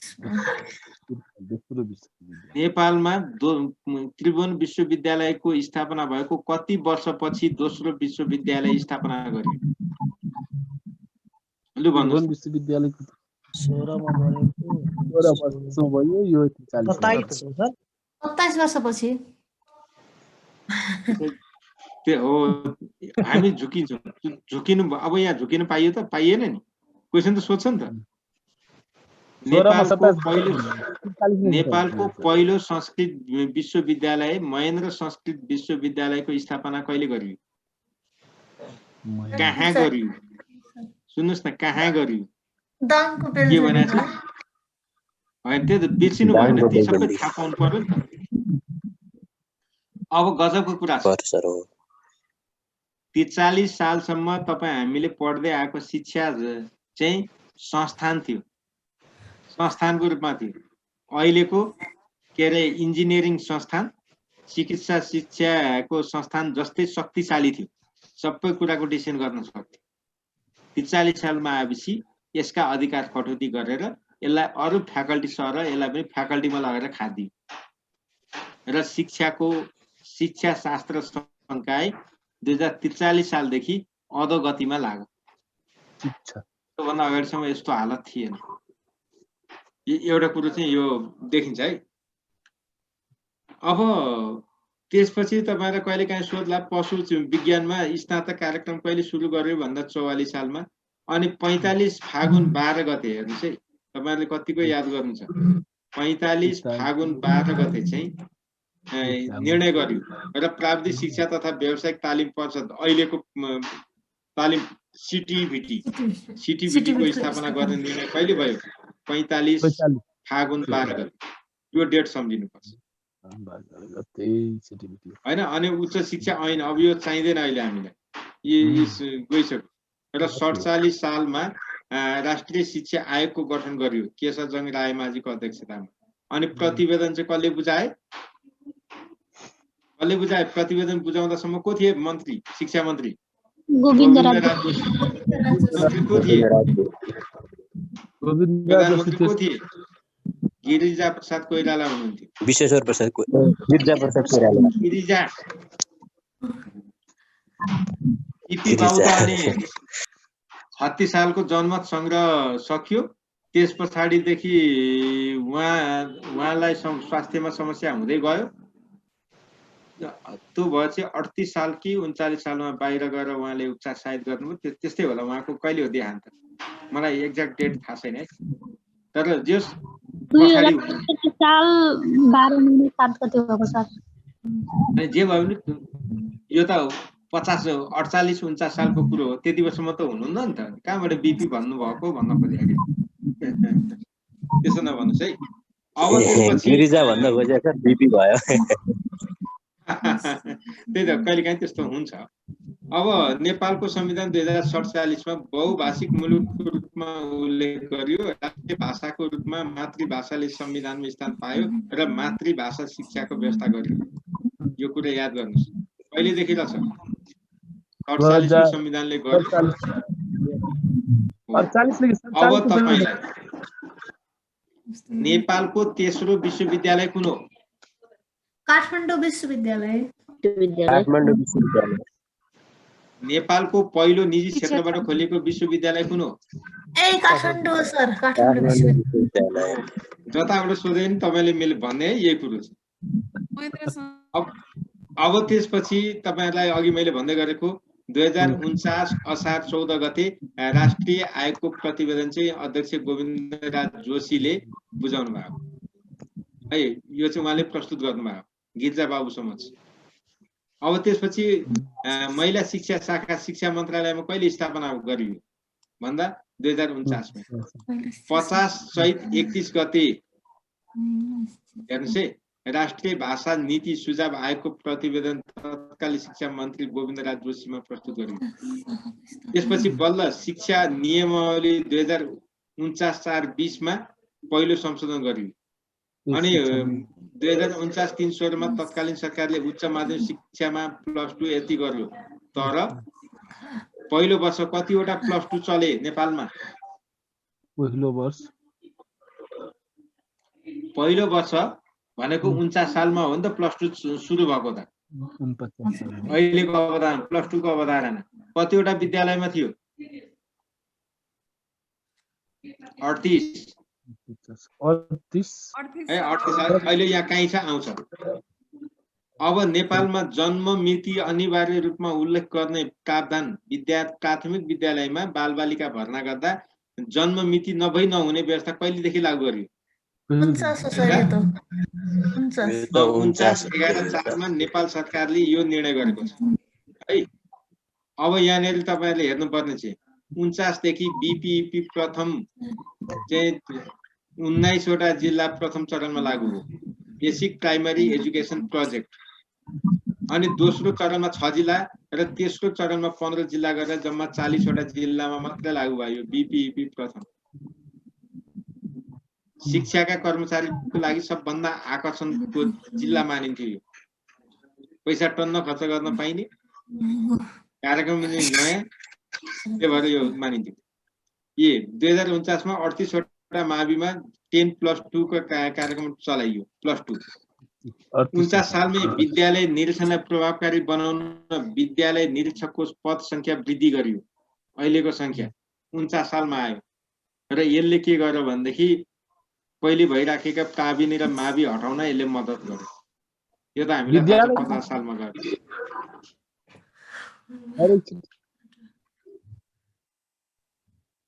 अनि त्यसपछि हेर्नुस् है 2050 सालमा साउन 1 गतेदेखि रेडियो शिक्षा शिक्षक आयोजनालाई दूर शिक्षा केन्द्रको रूपमा रूपान्तरण गरियो। 50 सालमा पुगेपछि तपाईहरुलाई जाँचमा सोध्ने अर्को महत्त्वपूर्ण प्रश्न हो, शिक्षाको हैन जीकेबाट। रेडियो नेपालबाट मातृभाषामा समाचार कहिलेदेखि भन्न थाल्यो? मातृभाषा समाचार 51 देखि 2051 है, यो थाहा पाइराख्नुपर्छ। अब तपाईहरुलाई यो शैक्षिक जनशक्ति विकास केन्द्र अनि 51 सालसम्म कतिवटा विद्यालय पुगे यस्ता क्वेशन सोध्दैन। बरु तपाईलाई सोध्न सक्छ हङकङबाट नेपालको एसएलसी परीक्षाको केन्द्र कति सालदेखि हटाइयो? हङकङ कहिले हङकङ थियो? हङकङमा थियो नि त। अहिले चाइनाको क्षेत्र पर्छ, त्यो भन्दा अगाडिसम्म के अरे बेलायतको अधीनस्थ थियो। यो हस्तान्तरण भएको त धेरै भएको छैन नि त चाइनालाई, बेलायतले हस्तान्तरण गरेको धेरै भएको छैन। तर हङकङमा किन दियो भन्दा नेपालीहरू धेरै जसो ब्रिटिश गोर्खाको सेनामा आबद्ध थिए अनि तिनीहरूको अधिकांश बसोबास हङकङ अहिले पनि छ। उनीहरूका छोराछोरी पढ्नको लागि त्यहाँ नेपालीमै पढाइ हुने विद्यालय खोलिएको थियो र उनीहरूलाई यहाँ नेपालमा आएर परीक्षा दिन सक्ने अवस्था हुन्थेन र उनीहरूको सुविधाको लागि हङकङमा परीक्षा केन्द्र राखिएको थियो। अन्तको परीक्षा एसएलसी परीक्षा हेर्न जान कोही मान्दैन थिए, तर हङकङ जाने भएपछि सचिवसम्म मन्त्रीसम्म जान पाए हुन्थ्यो भन्थे हङकङ। त्यस्तो थियो है यहाँ। कति सालदेखि थियो सर? यो त कति सालदेखि त्यहाँ राखियो भन्ने चाहिँ मलाई पनि थाहा भएन, तर 28 साल भन्दा पछाडि सबैतिर छ। 2030 सालमा भएको हो। 28 साल भन्दा पछाडि चाहिँ छ। अनि त्यसपछि अर्को तपाईहरुले सम्झिनु पर्ने डेट के हो भने अन्धाहरूले पढ्ने ब्रेल पुस्तकालयको स्थापना सर्वप्रथम कहिले गरियो नेपालमा? 52/4/22 मा हेर्नुस् त, ललितपुरको ठैबमा गरेको। ब्रेल पुस्तकालय भनेको ब्रेल लिपिमा पढ्ने क्या। अन्धाहरूले त औँलाले छामेर पढ्ने किताब क्या, त्यस्तो है। त्यस्तो नहाँस्नुस् न यार, बिचारा कोही मान्छे अन्धो हुनु भनेको उसको दोष होइन नि। अहिले तपाईँ पनि अन्धो बन्न सक्नुहुन्छ नि यार। त्यस्तो नहाँस्नुस्, यस्ता कुराहरूमा हाँस्नु हुँदैन। यो संवेदनशील कुराहरू हुन्। कोही साथी यहाँ पढ्दै पनि हुन सक्नुहुन्छ, उहाँहरूको भावनामा चोट पुर्याउन खोज्या होइन नि त हामीले त। हामीले त जे भन्दा बुझ्छौँ त्यही भने मात्रै हो। यसलाई सहज रूपमा लिनुपर्छ है। अब त्यसपछि 56-57 मा चाहिँ बीपीईपी सेकेन्ड लागू भयो र यो बीपीईपी सेकेन्ड लागू हुँदाखेरि चाहिँ पहिला 8 जिल्लामा अनि 12 जिल्लामा र 15 जिल्लामा गरी बाँकी 35 जिल्लामा लागू भयो। बीपीईपी 1 चाहिँ 40 जिल्लामा, बीपीईपी 2 चाहिँ 35 जिल्लामा गरी सबै 75 जिल्लामा एकचोटि यो कार्यक्रम पुग्यो। अब तपाईहरुलाई जाँचमा बेसिक प्राइमरी एजुकेसन प्रोजेक्ट भन्दैछु त। बी भनेको बेसिक, पी भनेको प्राइमरी, ई भनेको एजुकेसन, पी भनेको प्रोग्राम। यो 2 मा चाहिँ प्रोग्राम, अघिको 1 मा चाहिँ प्रोजेक्ट। अघि यहाँ 1 थियो नि प्रथम, यो चाहिँ प्रोजेक्ट हो। यो पहिलो चाहिँ प्रोजेक्टको रूपमा आयोजनाको रूपमा लागू भयो, दोस्रो चाहिँ कार्यक्रमको रूपमा लागू भयो। फरक यति हो। यो कुरो थाहा पाउनुस्। अब तपाईहरुले जाँचमा सोध्ने अर्को प्रश्न के हो भने नेपालमा मातृभाषालाई विषयको रूपमा कहिलेदेखि शिक्षण प्रारम्भ गरियो? 54 कहिलेदेखि मातृभाषामा शिक्षण गर्न थालियो? 2054 देखि। यो कुरो याद गर्नुस्। अनि विद्यालय शिक्षा किताबखानाको स्थापना त तपाईहरुलाई यहाँ भनिरहनु पर्दैन, यो थाहा छ। अब राष्ट्र सेवकतिर गइसक्यो। यो राष्ट्र सेवकको फेरि 75 मा हो नि स्थापना हो। ए 75 सर साउन 10 गतेलाई मान्नु पर्यो नि त, मान्नु पर्यो। तपाईहरुलाई सोध्ने अर्को महत्त्वपूर्ण प्रश्न के हो भने विश्वविद्यालय अनुदान आयोगको स्थापना कहिले भयो? हो सर। विश्वविद्यालय अनुदान आयोगमा कति जना पदाधिकारी हुन्छ? लु भन्नुस्। यो 50 मङ्सिर 7 सर स्थापना त। अनि कति जना यसको कति जना पदाधिकारी हुन्छ? सदस्य भने पदाधिकारी भने 20 जना हो सर। सदस्य त अध्यक्ष सहित 20 जना सदस्य हो। पदाधिकारी भने कस्तो सर? 11 जना सदस्य। कसले थपेर 20 जना पुर्याएछ म्याडम? कसले थपेर 20 जना पुर्याएछ? जे पाए मनोनीत 7 जना हो सर। जम्मै 11 जना हो क्या म्याम? 11 जना है। मनोनीत सदस्य कति के सर? त्यही त 11 जना भन्नु पर्यो जम्मा। मनोनीत कति, महिला कति भन्ने कुरो शिक्षा नियमावलीमा पल्टाएर पढ्नुपर्छ। मैले यहाँ आएको बेला तपाईहरु फाट्ट एउटा जानेको कुरो पो भने त सबै मलाई पनि कहाँ आउँछ त? आउँदैन नि त म्याम। तपाईहरुले पो धेरै पढ्नु भएको छ त, मैले छैन नि त, मलाई आउँदैन नि त।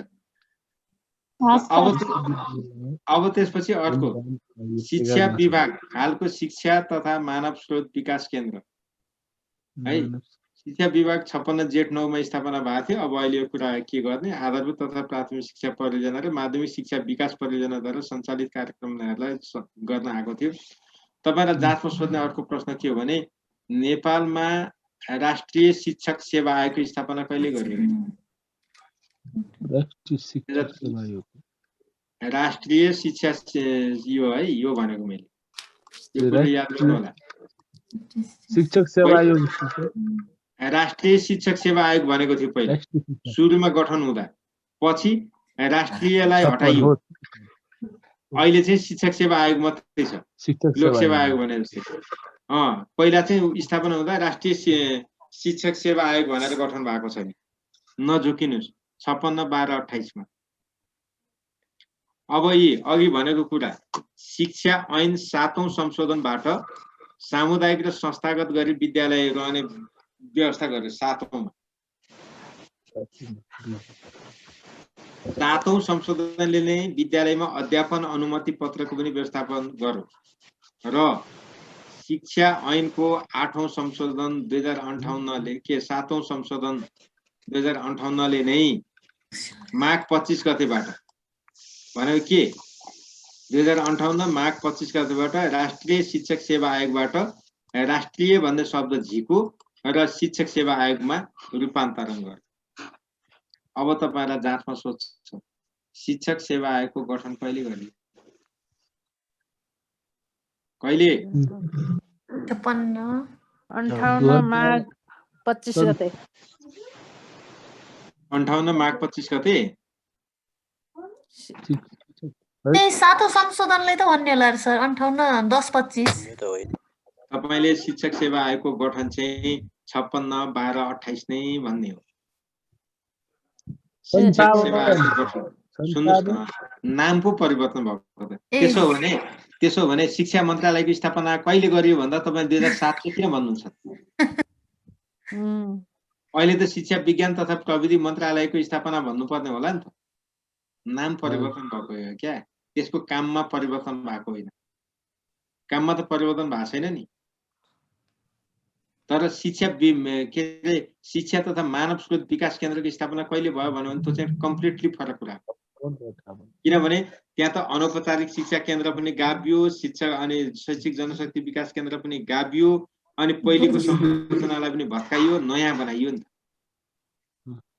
त्यो भएर तर शिक्षा मन्त्रालय शिक्षक सेवा आयोगको काम कर्तव्य अधिकार कहीँ तलमाथि नगरिकन नाम मात्रै फेर्दिया त हो नि। शिक्षक सेवा आयोगको स्थापना कहिले भयो भने शिक्षा मन्त्रालयलाई भन्नु पर्यो हैन सर? पर्यो। अनि कहिलेबाट चाहिँ राष्ट्रिय शिक्षक सेवा आयोगलाई शिक्षक सेवा आयोगमा रूपान्तरण गरियो भने चाहिँ यो कुरा भन्नु पर्यो क्या तपाईले। 58 हो। तपाईलाई जाँचमा सोध्ने प्रश्न चाहिँ के हो भने राष्ट्रिय शिक्षक सेवा आयोगलाई शिक्षा ऐनको कुन संशोधनले शिक्षक सेवा आयोगमा रूपान्तरण गरेको? जाँचमा सोध्ने क्वेशन त्यो तपाईले के भन्नु पर्यो? सातौं संशोधन हो। अब त्यसपछि नेपालका सामुदायिक विद्यालयहरूमा कक्षा 1 देखि नै अंग्रेजी विषयलाई कहिलेदेखि अनिवार्य गरियो? 60 यो कुरा याद गर्नु। 60 को शैक्षिक सत्रदेखि, शैक्षिक सत्र 2060 देखि यो कुरा याद गर्नुस् है। अनि 2059 मार्ग 20 भनेको माघ हो कि मंसिर हो कि के हो सर? यो मंसिर। तपाईहरुले याद गर्नु भएको छैन क्या भाषा। तपाईहरु पढ्न चाहिँ नेपाली भाषा लिएर पढ्नुहुन्छ एडुकेसनमा, तर नेपाली भाषामै तपाईहरुलाई क्वेशन सोध्यो भने पनि तपाईहरु फेलै हुनुहुन्छ। फेल भनेको के पनि थाहा छैन के सर? मलाई नेपाली भाषा आउँदैन हैन। म विज्ञान लिएर पढेको थिएँ। तपाईले जे लिएर पढे पनि नि शिक्षा शास्त्र संकायबाट पढेका विद्यार्थी भनेका नेपालीका साँच्चै भन्नुहुन्छ सबैभन्दा कमजोर विद्यार्थी। तपाई विज्ञान लिनुस् कि अंग्रेजी लिनुस्, त्यो बाहिर नाक यत्रो बनाउने मात्रै कुरा हो, केही पनि थाहा छैन। तपाईलाई मैले व्यक्तिलाई भनेको होइन है, यहाँ मैले शिक्षा शास्त्र संकायलाई भनेको। अहिले जतिवटा विश्वविद्यालयमा पढाइ हुन्छ शिक्षा शास्त्र संकायमा पढ्ने विद्यार्थी सिकाइ क्षमताको हिसाबले सबैभन्दा तल्लो स्तरका कमजोर हो हैन? नपढ्ने बानी छ। सुन्नुस्, नपढ्ने बानी छ, नपढ्ने संस्कार छ, नपढ्नु पर्छ भन्ने ध्याउन्न छ, नपढाउनु पर्छ भन्ने ध्याउन्न छ, न पाठ्यक्रमलाई अपडेट गर्नुपर्छ भन्ने ध्याउन्न छ। विद्यार्थीलाई पनि चासो छैन, शिक्षकलाई पनि छैन, नीति निर्मातालाई पनि छैन, कसैलाई पनि छैन। आजको दिनमा मैले अघि भनेको तपाईहरुले बुझ्नु भएन। 43 साल भन्दा अगाडिसम्म एमबीबीएस पढ्न जस्तो मारामार हुन्थ्यो शिक्षा शास्त्र पढ्न त्यस्तै मारामार थियो। 43 साल भन्दा पछाडि गएपछि खत्तम भयो। शिक्षकले पनि पढाउन छोडे, शिक्षक पनि त्यस्तै आउने, गाउँ गाउँमा लगेर शिक्षा शास्त्र संकाय यो चाहिँ दिदिउँ न भनेको छ। पढाउने मास्टर केही छैन, 20 वर्ष अगाडिको डायरी हेरेछ, अरु त के कुरा गर्नुहुन्छ? लर्निङ थ्योरी अहिले पनि राम्रोसँग पढाउने शिक्षकै छैन। तपाईहरुले पढ्नु भएको कलेजलाई सम्झिए पुग्छ, मैले व्यक्तिलाई भनेको होइन। हो सर हो। अनि तपाईहरुको जगै खत्तम छ, जगै राम्रो भएन, अनि अहिले आएर यी सबै कुरा तपाईलाई नौलो लाग्छ। तपाईहरुले त्यतिबेला यो पढ्ने कुरा हो। तपाईहरुले कोर्समा त यो थियो नि, त्यतिबेला यो सबै कुरा डिटेलमा पढाएको, अहिले तपाईहरुले के यति धेरै के गर्न पर्थ्यो? मैले अघि नै भने विद्यार्थीमा नपढ्ने बानी, नपढ्ने संस्कार, शिक्षकमा न मेहनत गर्ने बानी, न पढाउने केही नै थिएन। तपाईहरु अहिले पनि हेर्नुस् त, प्र्याक्टिस टिचिङको नाममा तपाईहरुलाई विद्यालय तोकिदिन्छ, बिचारा तपाईले जे जान्नु भएको छ त्यति नै गर्नु भएको छ। शिक्षकले पहिले आएर तैले यसो गर उसो गर भनेर सिकाएको छ र? त्यो त टेक्निकल एजुकेसन हो नि त। टेक्निकल एजुकेसनमा शिक्षकले आएर सिकाउनु पर्ने होइन र? कहिले देखाउँदैन। तपाईले पढाएको यो भएन नि, तपाईले यो सुधार्नुस्, लेसन प्लान यो भएन, लु त हुनुपर्ने चाहिँ कस्तो राम्रो यो बनाएर देखाउ त भनेर तपाईहरुले पनि सोध्नु भएन। शिक्षकले त्यो आँट अहिले गर्नुस् त। अधिकांश शिक्षक जतिजना छन् फेलै हुन्छ, शंका छैन। यसको कुनै डाउट छैन। नम्बर चाहिँ थोरै दिन्छ। नम्बर त गरिबले कहाँ अरूलाई धेर दिन्छ, आफ्नै गरिब दास छ। त्यो कुरो तपाईले भनेको एकदम सही हो, गरिब दास छन्। त्यही भएर मैले यहाँ भन्न खोजेको के भन्दाखेरि यो शिक्षामा चाहिँ अलिकति गाह्रो छ है साथी। तपाईले अलिकति मेहनत गर्नु भने मात्रै हुन्छ, बेस्ट छैन तपाईहरुको। पढ्ने चाहिँ तपाई एमएड पढ्यो भन्नुहुन्छ, जे भन्नुस्, अंग्रेजी लिनुस्, विज्ञान लिनुस्, गणित लिनुस्, के मतलब छैन। तर बेसिक कुराहरु जति हुनु पर्थ्यो अरु फ्याकल्टीसँग तुलना गरेर हेर्दा शिक्षालाई सबैभन्दा तल राखिन्छ। भएको पनि त्यही छ। अब झन् आज हेर्ने हो नि त, एसईई परीक्षामा अन्त कहीँ एडमिसन नपाउने विद्यार्थी शिक्षा शास्त्रमा गएको त स्वीकार्नु पर्यो नि हामीले। पर्यो कि परेन भन्नुस् त। अनि डी प्लस गर्न दिने भनेर नीति बनाउँछन्, अनि के गर्नु त सर? त्यही त। अब हेर्नुस्, धन्न एउटा कुराले चाहिँ अहिलेसम्म तपाईहरुलाई साथ दिएको छ। त्यो साथ के हो भने लोकसेवा आयोगले शिक्षा शास्त्र संकाय पढेका भन्दा बाहेकलाई प्रासर बिनीमा लिएको छैन। यदि कमर्स पढेका मान्छेले पनि दिन पाउने, ह्युमानिटिज पढेका मान्छेले पनि शिक्षामा मन लागेकाले दिन पाउने भनेर खोलिदियोस् त, त्यो ढोका मात्रै खोलिदियोस् त, शिक्षा शास्त्र पढेका एउटा पनि विद्यार्थीले लोकसेवा पास गर्दैन। कोर्स त देख्नुभयो, कोर्स त यिनै त हुन् नि। तपाईहरु लकी हुनुहुन्छ यसमा नै, किनभने तपाईहरु उस्तैको बीचको प्रतिस्पर्धा हो नि त। नेपालकै एउटा क्लबबाट अर्को क्लबले फुटबल खेले जस्तो। तर नेपालको क्लबले ब्राजिलको क्लबसँग, युरोपका क्लबसँग फुटबल खेल्यो भने हालत के हुन्छ? त्यस्तो ग्याप छ क्या, त्यस्तो ग्याप। मैले तपाईहरु व्यक्तिलाई भनेको होइन है। तपाईहरु चाहिँ सर तपाईले अन्डर एस्टिमेट गर्नुभयो भन्नु होला, प्लिज। मैले तपाईहरुलाई भनेको होइन। मैले हाम्रो अहिलेको शिक्षा शास्त्र संकायको हैन, शिक्षा शास्त्र संकायको यति चरम लापरवाही छ नि, त्यही हो।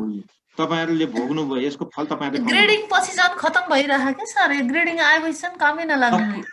ग्रेड भन्दा अगाडि पनि 43 सालदेखि भन्दैछु मैले, ग्रेडिङ त कहिले आएको हो र यार? हिजो अस्ति आएको हो नि ग्रेडिङ त, भर्खर पो आएको त। तर 43 सालदेखि मैले पछाडिको कुरा गर्दैछु, त्यो भन्दा अगाडिको कुरा गरे होइन क्या। त्यो भन्दा पछाडिको कुरा गरे, ग्रेजुअली घट्दै घट्दै घट्दै घट्दै घट्दै गयो। आजको दिनमा हेर्नुस् त, अधिकांश सरकारी विद्यालयका भवन कति राम्रा छन्। शिक्षकलाई हेर्नुस् त, बोर्डिङ स्कुलको भन्दा राम्रो सुविधा छ, निजामती कर्मचारीले भन्दा बढी सुविधा पाउँछ। तर खोइ त शिक्षक के भयो? यो स्थिति छ। अब त्यतापट्टि अनि त्यतापट्टिको कुरा नगरेर मन दुख्छ क्या। तपाईहरु अहिले यति मेहनत गरेर पढ्दै हुनुहुन्छ नि यसैको लागि, त्यति बेला टिको लाएर तिनीहरूलाई दिनु पर्थ्यो त। तिनलाई यो ठाउँमा ल्याइदिएको भए हुँदैन थियो? तिनीहरुकै बिचमा कम्पिटिसन गराइदिनु, तर एउटा सर्टेन लेभल मेन्टेन गराइदिए भए हुँदैन थियो? विकल्प त हजार थिए नि। यसको परिणाम कसले भोग्यो? तमाम देशले भोग्यो। एउटा डाक्टरले गल्ती गर्दा एउटा बिरामी मात्रै मर्छ, एउटा शिक्षकले गल्ती गर्यो भने 10,000 परिवार गए। स्थिति त त्यही हो नि। अब अहिले तपाईहरु आउनु भएको छ, हेर्नुस्, बिचारा तपाईहरु पढ्न चाहनुभयो, विभिन्न कारणले पढ्न पाउनु भएन होला, गाउँमा अरु कलेज थिएन, त्यही एउटा संकाय थियो। खाए खा नखाए घिच भने जस्तो। एजुकेसन नपढाइ के गर्नु त? पढ्नु त पर्यो, त्यही भए पनि नपढी बस्नुभन्दा त पढ्नु त पर्यो। तर त्यही पढ्नु पर्ने चिज पनि त राम्रोसँग पढाइदिएको तपाईको हालत त्यस्तै हुन्थ्यो। तपाईलाई त्यहाँ जाँचमा मास्टरले आएर चिट सोध्न पाइँदैन, पढ्नुपर्छ, मैले पढाएको छु नि भन्ने हिम्मत गर्न सकेन, मास्टरले सकेन। बिचरा विद्यार्थीले त के गरेस् त ए चोर न चोर मास्टरले त्यतातिर लगाइदिए हामी जेन तेन यहाँसम्म आयौँ अहिले हाम्रो हालत हेर्नुहोस् त अब तपाईहरुले कम्तीमा आफ्नो प्रोफेसनमा कम्पिटेन्सी लेभल डेभलप गर्न तपाईहरुलाई कति गाह्रो हुन्छ किनभने तपाईहरुको जग भत्काइदिन्छ तपाईहरुले तपाईको क्षमता नभएर होइन तपाईले सिकाइ वातावरण त्यो खालको पाउनु भएको भए तपाई ह्युम्यानिटिज म्यानेजमेन्ट भन्दा अगाडि पनि हुन सक्नुहुन्छ तर त्यो खालको लर्निङ इन्भाइरोमेन्ट तपाईले पाउनु भएन नि त तपाईले जहाँ पढ्नुभयो त्यो पाउनु भएन त्यसको फल अहिले तपाईले भोग्नुभयो देशले भोग्यो त्यही भएर यहाँ के गर्यो भने त्यताको कुरा छोड्ने यताको है 2060 साल वैशाखदेखि अनिवार्य गर्यो अंग्रेजी विषय कक्षा 1 देखि र निमाविबाट संस्कृत विषयलाई पद्म शमशेरको भाषामा मृतै बनाइयो लगेर दाह संस्कार गरियो सबै विषयलाई अनिवार्य सर सबै विषयलाई अंग्रेजीमा गरेको हो र नेपाली बाहेक कस्तो त्यस्तो होइन के मैले भन्न खोजेको कुरा हजुरले बुझ्नु भएन कक्षा 1 देखि अंग्रेजी पढाइ हुन्थ्यो त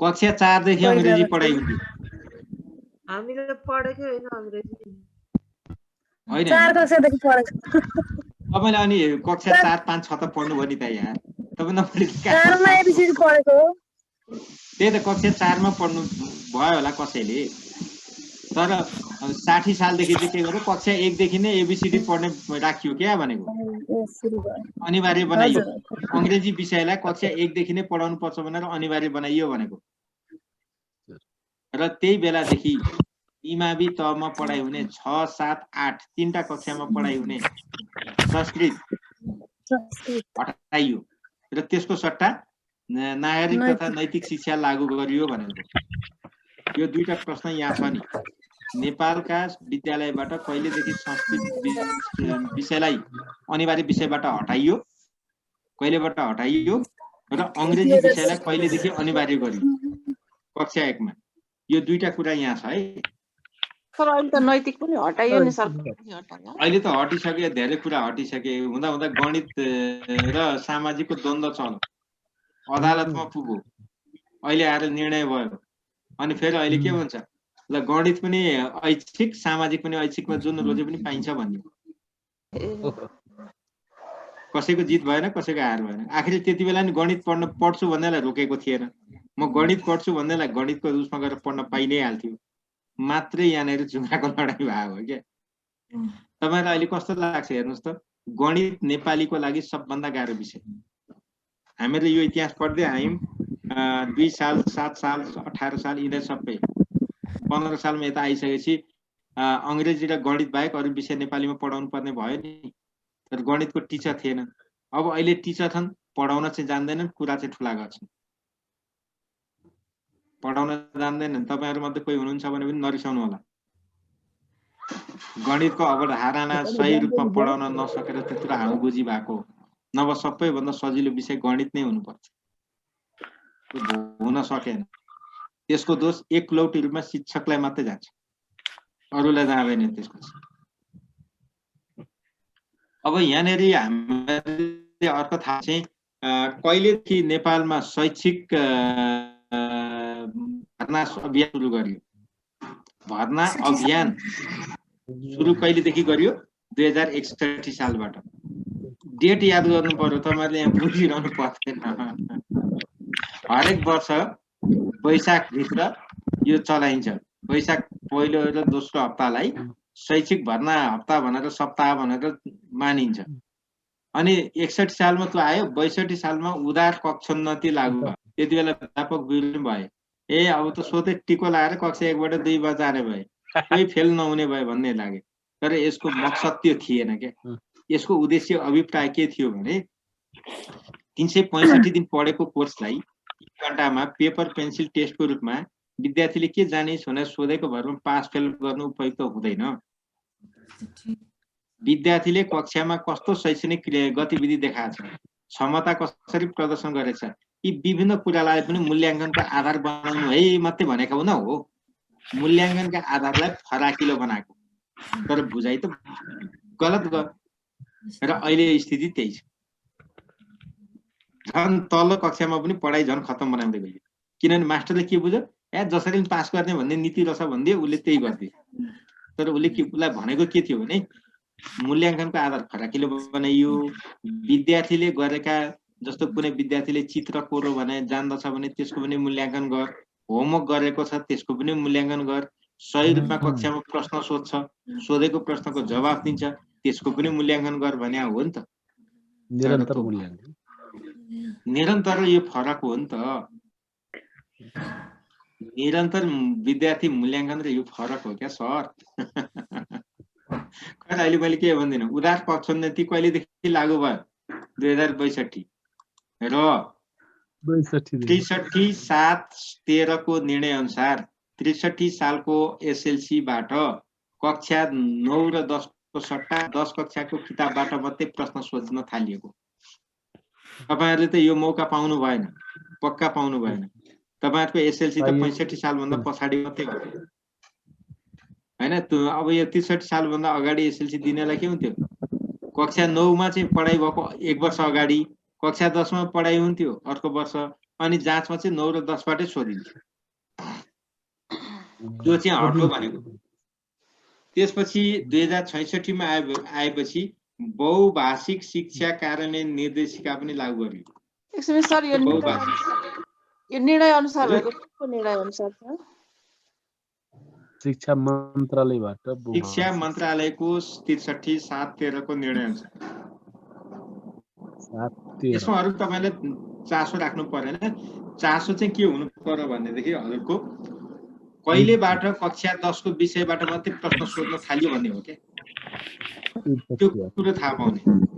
अब त्यसपछि तपाईहरुलाई सोध्ने अर्को प्रश्न भनेको के हो भने राष्ट्रिय पाठ्यक्रम प्रारूप नेपालमा सर्वप्रथम कहिले लागू गरियो?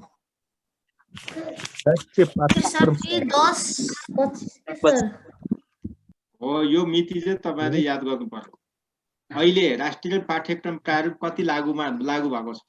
76 राष्ट्रिय पाठ्यक्रम प्रारूप 2076 हो, त्यो कुरो याद गर्नुपर्छ है। अब त्यसपछि नेपालका सामुदायिक विद्यालयलाई शान्ति क्षेत्र घोषणा कहिलेबाट गरियो? 68 जेठ 11 अस्ति पढे थियौं त सर। पढ्नु त भयो नि त, पढ्नु त भयो। जाँचमा नि मैले पढेको थिएँ भनेर नम्बर दिन्छन् त, दिँदैनन् नि। दिन्छन् त दिँदैन, भन्नु पर्यो, सम्झिनु पर्यो, झुकिनु भएन, दुविधा हुनु भएन। कति गाह्रो छ हेर्नुस् त, कति गाह्रो हो। अब एसएलसी को लागि गेस्ट पेपर व्यापक रूपमा छ्यापछ्यापी आउँथ्यो।